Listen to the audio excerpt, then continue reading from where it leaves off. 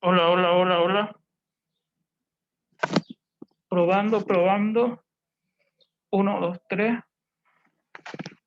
Bueno, voy a aprovechar el tiempo. Espero que no se molesten que empiece temprano. Es que yo lo hago por si acaso. Disculpen. Lo hago por si hay un problema y se hace necesario.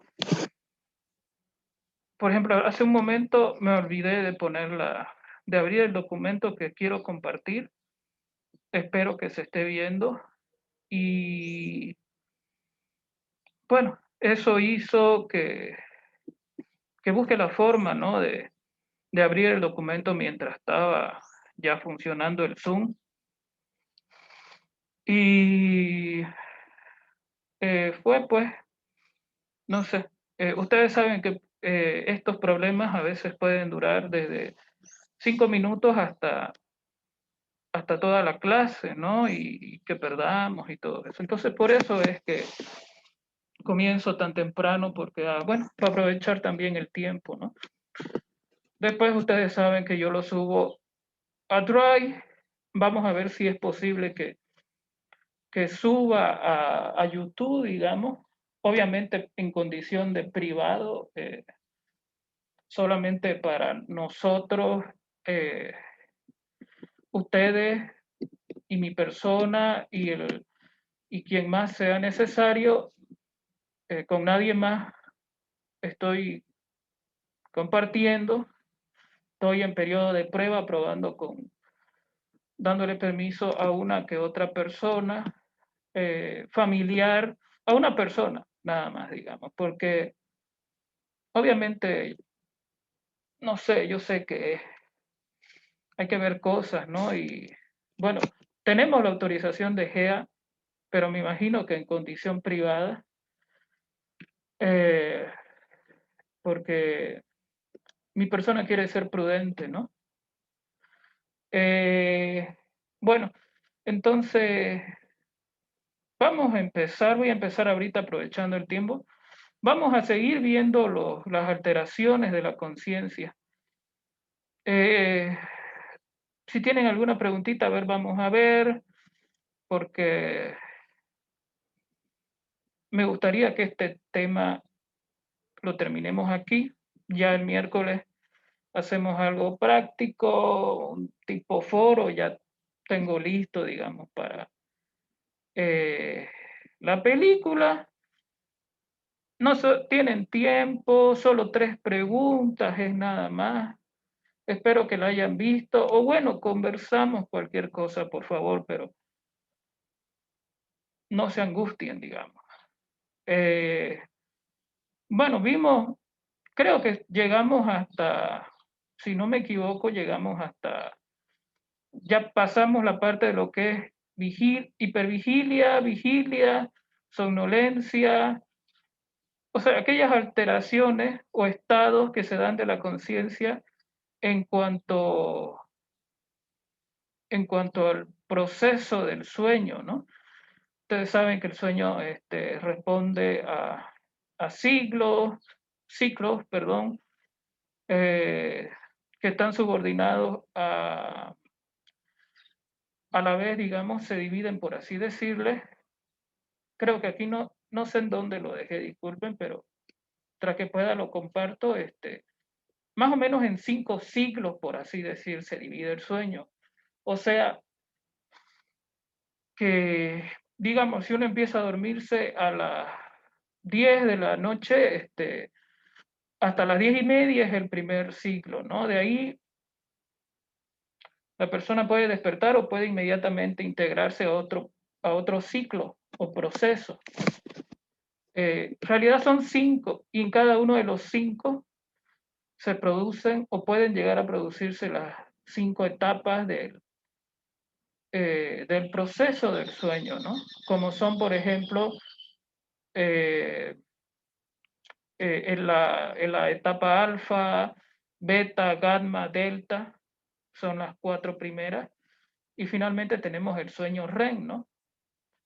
Donde verdaderamente se reposa es en el sueño de la 4 etapa, porque en el sueño REM las ondas y los estudios han demostrado que la persona no descansa, ¿no? Cuando está soñando, cuando está con todas esas cuestiones imaginarias, eh, no reposa verdaderamente porque suben las ondas electromagnéticas de los electroencefalogramas, suben la intensidad y marcan, ¿no? Marcan que hay actividad. Entonces, donde más se reposa es en la etapa 4, según lo que yo he leído. Ahora, la etapa 1 y 2 incluso ya va comenzando, según algunos autores y expertos, en lo que es la etapa de somnolencia, ¿no? Cuando vemos a una persona queriendo dormirse es porque está comenzando a entrar ya, según algunos autores, a ese sueño eh, que tiene 5 etapas y bueno, 5 siglos, eh, tiene 5 siglos, como le digo, de hora y media. Calculemos eso, 1 hora por 5, serían casi 8 horas, ¿no? Un poco más, un poco menos, pero en general las etapas son de hora y media. Bueno, eso solo como complemento. Voy a saltarme estas partes que están con amarillo, donde relaciono la temática de la conciencia con otro tipo de procesos de la mente, pero si a ustedes les interesa, ya lo leen, lo ven, por favor. Eh, eh, yo me gustaría avanzar al margen de lo demás, ¿no? Eh, dejarlo lo más concluso que pueda esto. Eh, bueno, todo lo amarillo ya yo les había compartido de que es opcional, no es tan necesario. Eh, es algo como complemento. Creo que aquí me olvidé de poner amarillo. Sí, porque son complementos esto para ver algunos detalles. Desde aquí más o menos es lo más necesario. Introducción a la conciencia, bueno, ya eso lo hemos ido hablando en la anterior clase, ¿no? Que la conciencia sería aquella parte de nuestro psiquismo que nos pone en contacto con la realidad, el mundo externo, que nos pone en contacto con nosotros mismos incluso. Eh, viene a ser esa parte que logra percibir el tiempo y espacio, por ejemplo, ¿no? Porque más allá vamos a ver que hay a veces desorientación en tiempo y espacio por parte de algunas personas, y la tercera sería desorientación en persona, ¿no? O sea, hay problemas en la identidad personal o, al, o a nombrar la actividad personal. Bueno, de esto creo que ya lo vimos, así que por eso les decía que voy a pasar un poco de largo. Vigilia, somnolencia, estupor, en este caso habrá que poner entre paréntesis estupor del sueño, pero también se le llama estupor. En las alteraciones psicomotoras al estado se le llama de estar paralizado del cuerpo, ¿no? A eso también se le llama, a veces habría que ponerle un apellido tal vez para no confundir con este estupor que está relacionado con el sueño más que todo. Es como que sinónimo de sueño, estupor en esta parte, ¿no? Cuando hablamos de la conciencia. Cuando hablamos de estupor como alteración psicomotora, estamos hablando de una parálisis de todo el cuerpo, algo así. Luego tenemos el coma y por último tenemos la muerte. Eso nos dice Valverde. Otros autores incluyen entre medio posiblemente el estado anestésico, por ejemplo, ¿no? Porque hay más elementos, pero eso creo que en psicofarmacología más que todo se ve, o sea, serían los grados de ansiólisis, si no me equivoco, donde a veces igual antes de la vigilia ponen otros estados, como antes del sueño, por ejemplo, ponen un estado de hipnosis.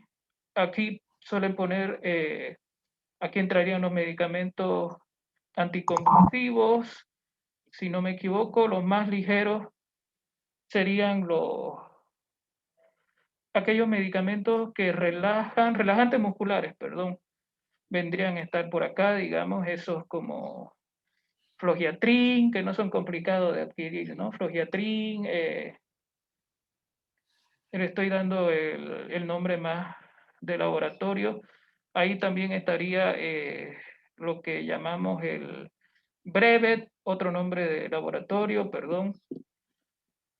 Pero básicamente se tratan de medicamentos que tienen como finalidad, eh, cuando uno ha sufrido esas microlesiones de la mialgia, o más como lo conocemos, macurca, creo que se llama así, le llamamos acá. Agujetas le llaman en otras partes, pero el nombre científico, podríamos decir, se llaman mialgias musculares, algo así. O sea, y bueno, ya hay estudios que han comprobado que el bicarbonato no es como dicen, ¿no? Porque se creía antes que el bicarbonato ayudaba a superar eso, ¿no? A los atletas, pero se ha descubierto que no está relacionado con eso o con ciertas sustancias, sino que más que todo con microlesiones que se producen por un sobreesfuerzo, etcétera, ¿no? Eh, bueno, esos medicamentos vienen a relajar los músculos porque a veces cuando estamos bajo tensión, eh, ustedes saben que vienen los estirones, a veces se le llama espasmo, ¿no? Pero me decía una amiga psiquiatra que el espasmo en psicomotor, en lo que respecta a medicina psiquiátrica, es más serio que el espasmo bajo condiciones. Bueno, nosotros, por ejemplo, cuando nos duele el estómago, eso es un espasmo. El espasmo es la contracción del músculo. eh, y bueno, es un poco más ligero, digamos. Otra cosa es en el trastorno mental en cuanto a psicopatología, ¿no? Y medicina psiquiátrica o psicología clínica estamos hablando. Eh, Porque bueno, a uno le duele el estómago y se toma un relajante a veces es más específico para esa parte, en este caso el estómago, para que le pase el dolor, ¿no? Pero hay todo tipo de espasmos, ustedes saben, podemos tener espasmos también uterinos en el caso de las mujeres. eh, También existen, bueno, a veces del estrés, ¿no? A veces la tortícolis, que es bastante fea, ¿no? Y hay que tomar estos productos que son antiinflamatorios y que tienen un componente específico para relajar un poco el músculo, ¿no? Bueno, lo ponen por aquí, a veces esos medicamentos, por aquí a veces lo ponen los anticonvulsivos, no porque necesariamente, es que muchos anticonvulsivos no solamente son para la epilepsia, por decirlo así, ¿no? Sirven para otras cosas también, es usado por los neurólogos, la pregabalina, por ejemplo, y la gabapentina es utilizada para eh, eh, aparte, perdón, neuralgias, perdón, neuralgia, para las neuralgias es usado, y los psiquiatras lo usan también más que todo para los trastornos de ansiedad y específicamente para los trastornos somáticos, ¿no? Eh, la mejor para ellos es la pregabalina, ¿no? Que si nos damos cuenta y analizamos la palabra, estamos hablando del neurotransmisor GABA, que significa que, bueno, es difícil acordarse del nombre, las siglas están en alemán, creo, no sé cómo, es ácido aminobutírico, creo que significa, y es básicamente por eso se lo abrevia como GABA, y serían los neurotransmisores encargados de relajar, entre otras cosas, ¿no? el sistema nervioso. Y bueno, para las cuestiones de ansiedad, por ejemplo, se utiliza en ese sentido y específicamente para los problemas psicosomáticos, ¿no? Producto del estrés, etcétera. Y bueno, ya van apareciendo después lo que genera más ansiólisis. Por aquí ya entraría lo que es la anestesia. Y cuando se pasan, digamos, los médicos de esto, de suministrar la anestesia, porque la anestesia es un cóctel a veces, no solo de cosas para perder la sensibilidad, digamos, en el sujeto y que no le duela, por ejemplo, en una cirugía, no sé, no sienta, ¿no? La cirugía, sea esta local, la anestesia sea local o general. Obviamente general va a ser un poquito más peligrosa y arriesgada, ¿no? Y ustedes saben, ¿no? Que cuando se pasa el anestesiólogo, por eso acá tiene que ser especialista, porque cuando se pasa, la persona entra en coma. En otras partes, según lo que leí, el médico tiene que estar ahí pendiente del paciente en su habitación del hospital, tiene que estar mínimo 24 horas, ¿no? En otras partes aparentemente puede ser suministrado por enfermeras, no sé, eso dicen, pero bueno, aquí solamente en Bolivia y por algunos detalles es una especialidad médica, ¿no? El anestesista gana bien, pero lo que pasa es que hay mucho riesgo, no sé si tendrá que ver con algo aquí en Bolivia, porque me dijo una amiga que es odontóloga, me dijo que ellos usan otra cosa, no la anestesia que utilizamos, por así decir, nosotros, porque hay algo que puede pasar en la altura y que lo vuelve algo muy complicadín, algo así me explico, eh, que tiene que ver con altura, el menos oxígeno que hay allá arriba, digamos, etcétera, ¿no? Ahora, ustedes saben que varias veces han sido acusados anestesistas y médicos por mala praxis, ¿no?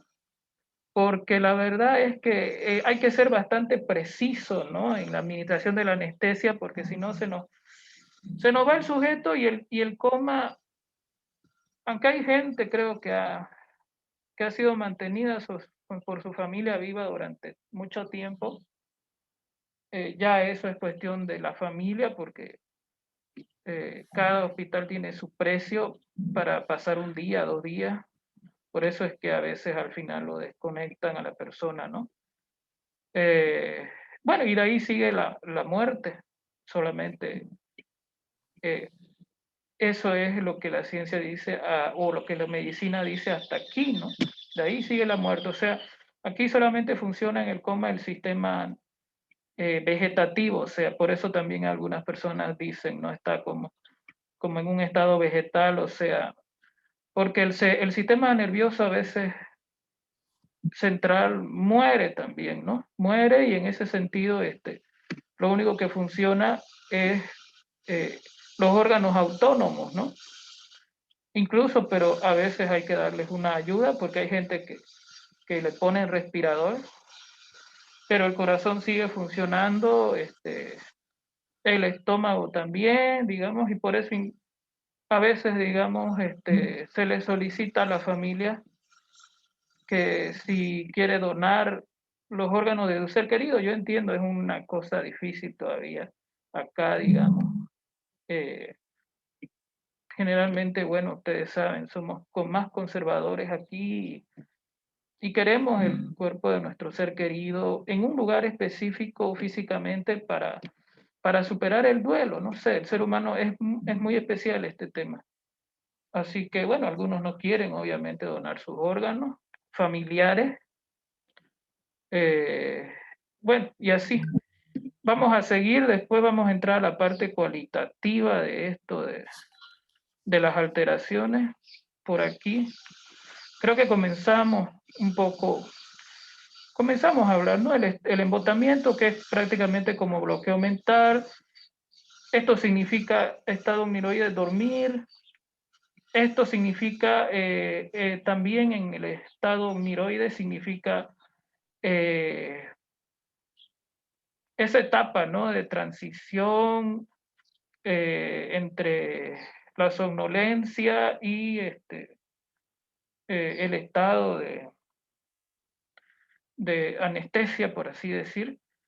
Eh, pero aquí más que todo hablamos, cuando hablamos de estupor no hablamos de la paralización, aunque parece que aquí sí está haciendo mención, perdón, al estupor en lo que son las alteraciones psicomotoras, ¿no? Porque habla de paralización con orientación temporoespacial, ¿no? O puede ser que esté hablando de un fenómeno a veces que se da en el sueño, que es cuando yo no puedo despertarme, ¿no? O me despierto pero no puedo mover algunos segundos mi cuerpo por ciertas cosas que a veces suceden en el sistema nervioso. Ya si es seguido, bueno, habría que eh, verlo con un neurólogo, no sé, habría que verlo más, ¿no? Obviamente analizarlo. Porque mucha gente se asusta, de pronto primero su sentido de la vista es el que como que despertara, por así decir, y 30 segundos después, tampoco es mucho tiempo, comentaba un colega o un psicólogo de España.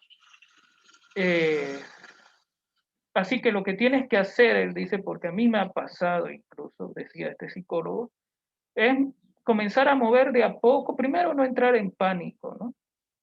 Entiendo yo, muchas personas entran en pánico y se entiende. Empezar moviendo los dedos de los pies y, y así de a poco, sin angustiarse, tomando conciencia de que dura solo 30 segundos. Pero bueno, yo entiendo que puede ser angustiante, pueden ser esos 30 segundos pueden ser eternos, ¿no? Para algunos, no sé. Pero al que posiblemente más de una vez le haya pasado, digamos, bueno, tiene que tratar de tomar conciencia y mentalizarse y relajarse ese rato, porque es una cuestión a veces de un tardar de la información, ¿no? Primero empieza funcionando el sentido de la vista y las demás zonas del cuerpo se van a ir incorporando de a poco, ¿no? Puede deberse a diferentes factores, ¿no? Como siempre, ustedes saben, lo mental es complejo, puede deberse a factores biológicos, como también puede deberse a factores psicológicos, no sé, etcétera. Es algo que se tiene que hacer un abordaje multidisciplinario. Luego tenemos la letargia, que es más parecido a este concepto a lo que estaba hablando hace un momento. El sujeto tiene orientación temporal, espacial, eh, es el sujeto morboso, es el sueño, perdón. Aquí la letargia, a diferencia del estupor, es cuando uno no puede despertarse, ¿no? Cuando uno tiene conciencia de que está soñando, que hay un mundo externo, pero no puede despertarse, ¿no? Cuando hablamos del estupor, el estupor del sueño o el estupor a nivel de alteración cualitativa de la conciencia, estamos hablando de una persona que logra abrir los ojos y que solo como que hay un retraso en la reacción del resto del cuerpo. Pero cuando hablamos de letargia, hablamos de una persona que es consciente del mundo real y es consciente de que está soñando, pero no puede despertarse, ¿no? No tiene la suficiente, no sé, fuerza, digámoslo así, o control. Eso también puede relacionarse hasta cierto punto con alteraciones o lesiones cerebrales. Por lo general, el que controla el sueño es una parte que está en el tronco del cerebro o el tronco cerebral, digamos, que es el que al final, a través del tálamo, si no me equivoco, se conecta con lo que conecta la corteza con la médula espinal, ¿no? El tronco cerebral. Eh, y, en, y en esa parte, antes de llegar al tálamo, hay una zona que se cree que es la que controla todo esto del sueño, del dormir de más o del dormir de menos, que se relaciona con el sistema reticular ascendente, creo, SRA, eh, por lo general. Con esto no queremos desconocer, digamos, de que puedan haber otras cosas implicadas, como, no sé, pesadillas. La cosa es que es un estado feo de sentir, digamos, por decirlo, porque aquí, mire, esto es literal, no son mis palabras. Morboso, invencible y prolongado.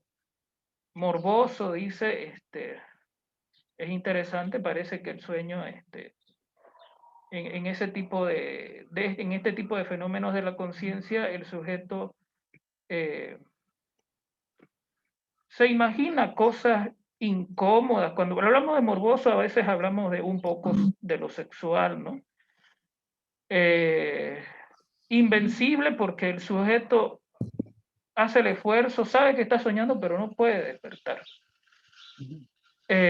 Y prolongado, o sea, alguna vez es posible que nosotros hayamos tenido eso de que nos hemos dado cuenta que estábamos soñando y bueno, hemos hecho el esfuerzo por despertar, ¿no? Pero en este caso, cuando hablamos de la letargia, hablamos de algo que puede durar, puede suceder más de una vez y que puede llegar a durar hasta, no sé, una hora, digamos, no sé, o sea, por eso le llaman, tiene estas palabras para clasificarlo el autor de morboso, invencible, prolongado. La lucidez es cuando ustedes tienen que nombrar, digamos, un estado de la conciencia. Estoy planificando, si Dios mediante, que veamos otra película y que a eso le apliquemos un examen mental, que no es difícil, creo que lo compartí con alguien. eh, es una forma de estudio de caso, digamos, pero ustedes tienen los nombres de todas las patologías y ahí, digamos, solamente tienen que tachar, no tienen ni que escribir nada, tienen que tachar, digamos, qué síntomas usted identifica. Y, por ejemplo, en la película, hay películas donde obviamente se muestra sintomatología y ahí ustedes pueden, después con eso, en base a eso, bueno, hacer ese examen mental, que son solo con los términos que se llevan en la materia, porque hay otros exámenes mentales que tienen otra terminología, incluso tuve que darles una especie de glosario o algo así a los compañeros del semestre pasado porque habían palabras que aquí no las mencionamos, pero eh, que al final pues el protocolo las nombra de un colombiano, era un protocolo que había hecho de examen mental. Entonces, en cambio, en yo he puesto todo lo que en sí, digamos, vamos a ver del licenciado Valverde más que todo, y de Gradilla. Y el licenciado Valverde lo que hizo fue más o menos un compendio basado básicamente en Kaplan, si no me equivoco. Entonces, eso es lo que nosotros vamos a ver. Ahí, obviamente, como no hemos pasado algunas clases todavía, obviamente eso, lo más importante va a ser participar, ¿no? Porque lamentablemente tenemos que hacer un esfuerzo, a ver, ya después veremos, para aplicarlo porque es algo que me ha exigido la parte académica, que haga más estudios de caso, ¿no? Pero por experiencia sé que no es fácil, porque lo he tratado de aplicar desde que, desde que tengo, desde que me dieron la materia, desde que tengo la fortuna de dictar esta materia. Entonces, bueno, a veces hay que adaptarse, ¿no? Porque por eso he buscado lo más sencillo para el examen mental, ¿no? Y lo más importante de los primeros, obviamente, va a ser el asunto de la participación más que todo. Porque yo soy consciente de que nos falta todavía, solo hemos visto alteraciones de la conciencia, todavía estamos tratando de determinarlo. Y después alteraciones de la atención. Nos falta todavía bastante, digamos, para ser más exigentes, digámoslo así. Nos falta, por ejemplo, alteraciones de la percepción, del pensamiento, del lenguaje, de los afectos, la memoria, de los instintos, etc. Entonces, lo más importante ahí va a ser la participación, porque obviamente nos falta todavía conocimiento. Lo más importante va a ser eso, ¿no? Después no tienen por qué escribir. Si quieren, en la parte de conclusiones ustedes pueden redactar algo, pero yo lo hago, lo he hecho, no les obligo porque sé, digamos, que a veces es complicado, ¿no? Que estamos empezando y bueno. Entonces eso, la lucidez sería, en otras palabras, el estado de conciencia normal. Como ustedes saben, la hiperlucidez, donde parece que el sujeto está iluminado, es la aceleración de la conciencia, pero es una aceleración organizada, digamos. Se entiende al sujeto. Se pone verborreico, etc. Ya la hiperfrenia, que ahorita lo vamos a ver y creo que aquí está, la hiperfrenia, la conciencia va a estar acelerada, pero los pensamientos van a estar desordenados, ¿no? No se le va a entender dependiendo del grado en que esté, no se le va a entender al sujeto, en otras palabras. Lo podemos ver en la esquizofrenia desorganizada o hebefrenia, creo que compartíamos eso la otra vez. La hiperlucidez podemos verla en el trastorno delirante.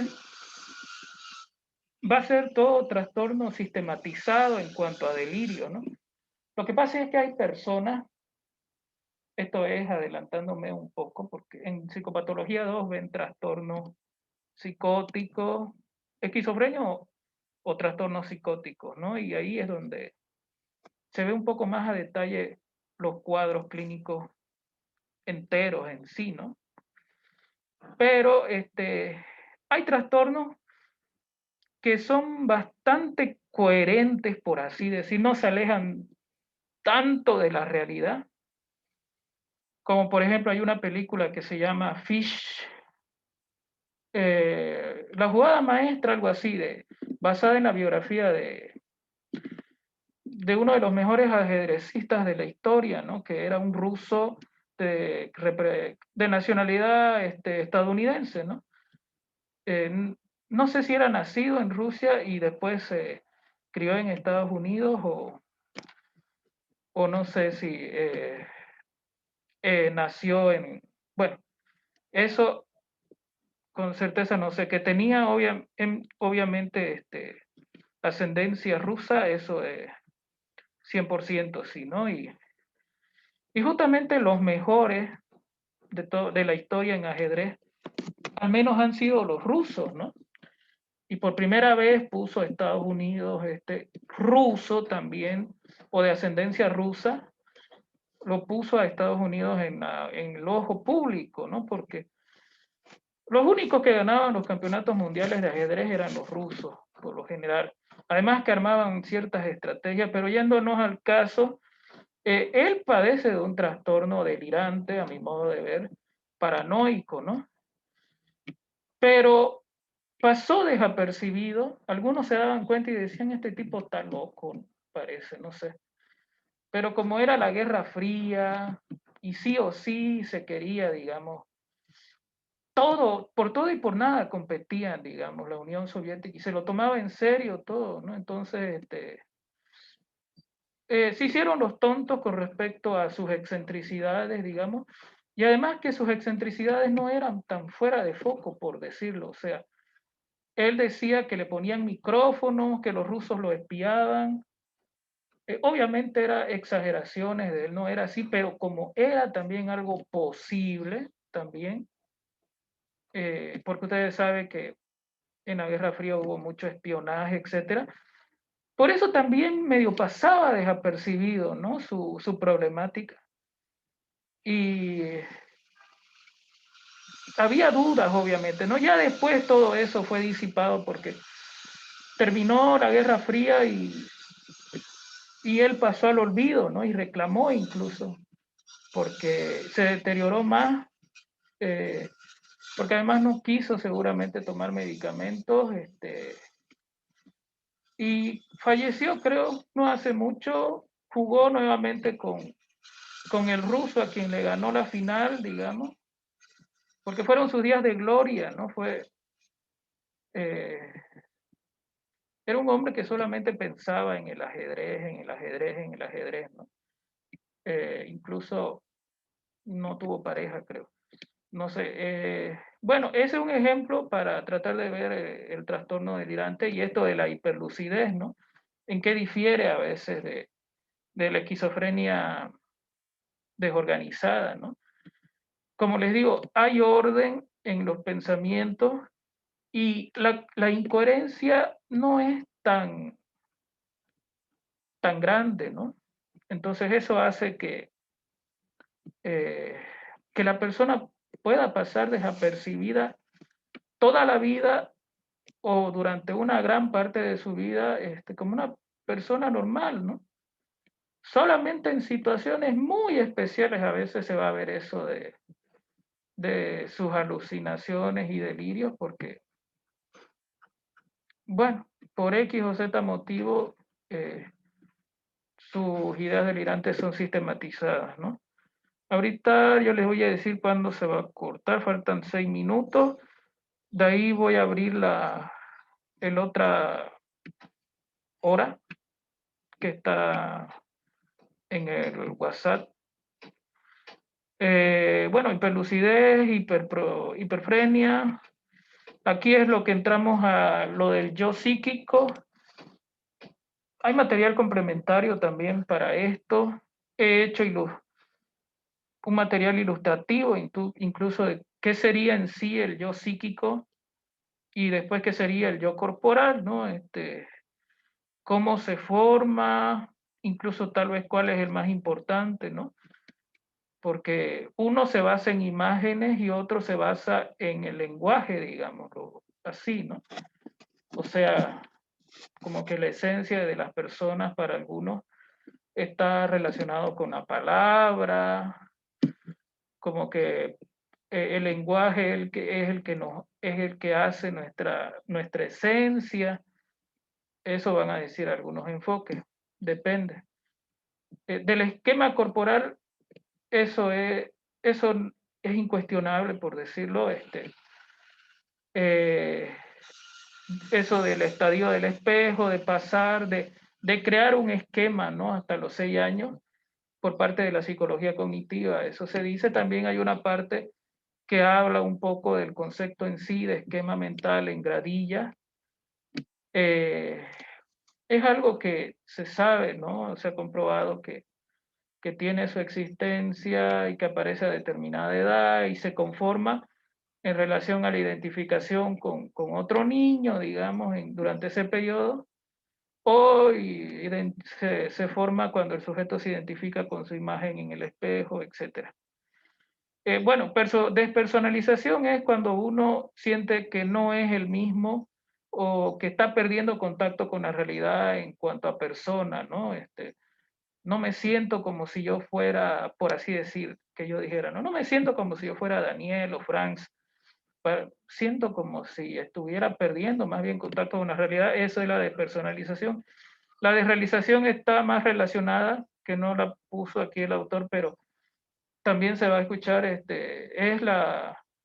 el intento o el peligro, por así decir, de desconectarse de la realidad del mundo externo, no de uno mismo, sino del mundo externo, ¿no? No sé, siento que estoy perdiendo contacto, ¿no? Con las demás personas, suelen decir ellos.